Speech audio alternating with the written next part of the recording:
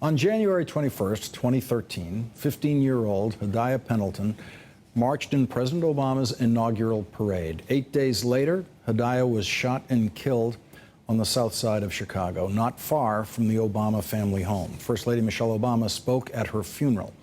Yesterday should have been Hadiya's high school graduation day.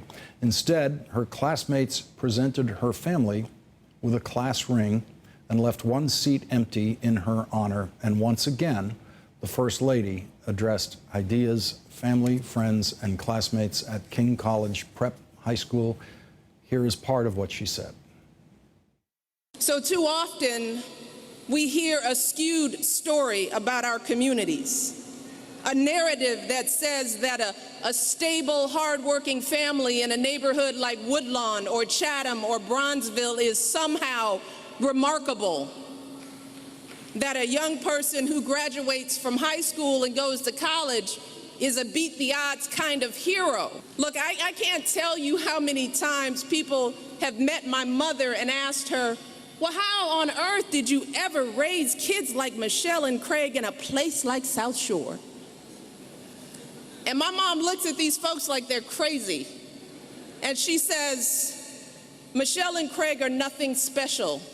There are millions of Craigs and Michelles out there. And I did the same thing that all those other parents did. She says, I loved them, I believed in them, and I didn't take any nonsense from them. And I'm here tonight because I want people across this country to know that story. The real story of the South Side. Maybe you've been tested a lot more and a lot earlier in life than many other young people. Maybe you have more scars than they do. Maybe you have days when you feel more tired than someone your age should ever really feel. But graduates, tonight, I want you to understand that every scar that you have is a reminder not just that you got hurt, but that you survived. If Hadiya's friends and family could survive the heartbreak and pain, if they could found organizations to honor her unfulfilled dreams, if they could inspire folks across this country to wear orange in protest to gun violence, then I know you all can live your life with the same determination and joy that Hadiya lived her life. I know you all can dig deep and keep on fighting to fulfill your own dreams.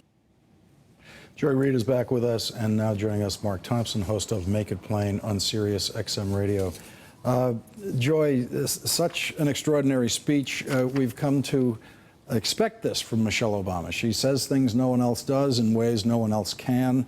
Boy, every parent in America, just put up that index card with Michelle Obama's mother's advice on it. I loved them, I believed in them, and I didn't take any nonsense from them. Yeah, no, absolutely, Lawrence. And it's interesting, you know, I was thinking in listening back to the speech earlier today that, you know, if Trayvon Martin in a lot of ways sort of fundamentally, emotionally shaped Barack Obama in that White House in a lot of ways, and I think he really did. I think Hadiya Pendleton did the same for Michelle Obama. I've heard her speak about Hadiya before, and you really can see that she saw herself and the potential that Hadiya had. She saw really Hadiya as almost herself, because they were raised in such similar circumstances. The determination of Hadiya's parents, who kept her so busy, you know, with the marching bands and all of the things that she was involved in, just to keep her constantly occupied, and raising her in a lot of the same ways that Marion Robinson raised and taught her children. And so she's really very emotional about that. She, you know, as you said, attended the funeral. And you know, there's something about the way Michelle Obama is able to speak and communicate that really makes you feel like you know her and she knows you, that she comes from your neighborhood, that she could have lived around the corner.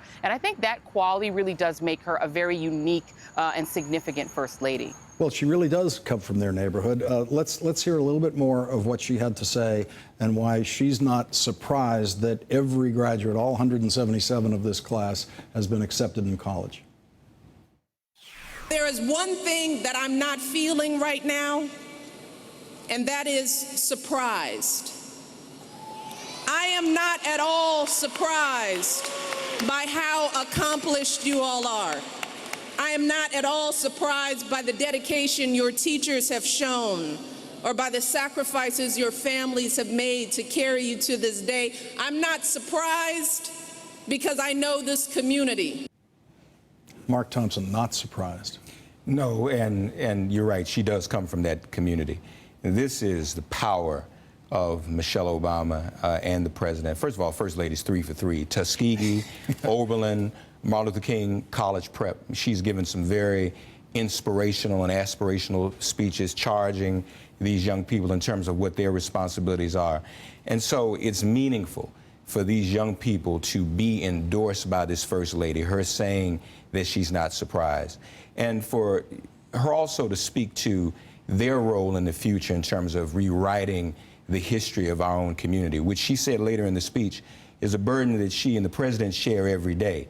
They can either, everything they do or say can either confirm the myths about African Americans or refute them. And it's timely considering what many of these young people are facing, whether it's violence in their own community, even violence at the hands of the police. She's speaking about their dignity, their humanity. She is a part of it. And it's important for the first African American First Lady to speak about dignity and humanity as an African American woman after we have just seen these videos of this young lady in McKinney and her humanity and dignity being attacked by this police officer. This is a very, very meaningful moment. Yeah, it's let's listen to what she had to say to these young people about friends of theirs who might not be doing as well as they are right now. Let's listen to that. There are so many young people who can only dream of the opportunities you've had at King College Prep. Young people in troubled parts of the world who never set foot in a classroom.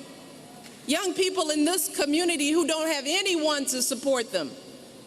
Young people like Hadiya, who were taken from us too soon and can never become who they were meant to be. You need to stay hungry for them. Joy Reid, your reaction. Yeah, absolutely. And I think that, you know, that part of it, and you can just hear the emotion in her voice. And I think that both the Obamas have this real sense I wouldn't call it burden, but responsibility to try to speak to the futures and the possibilities of young children of color, of young people of color. I think they feel that really deeply, and that is a part of this process of being the first family. And Michelle Obama has said as much, that it is significant that they are the first black family to live in that White House. And I think they want to impart some of kind of what they've been able to take from it and some of that sense of responsibility and pass that on in hopes that that next generation will do the same and pass it along, you know, to the next after that. That'll have to be the last word on this tonight. Mark Thompson, such a good point about the timing importance of this speech in the same week that we saw that 15-year-old girl abused on the street like that, and the whole world saw that. Joy Reid and Mark Thompson, thank you both for joining me tonight.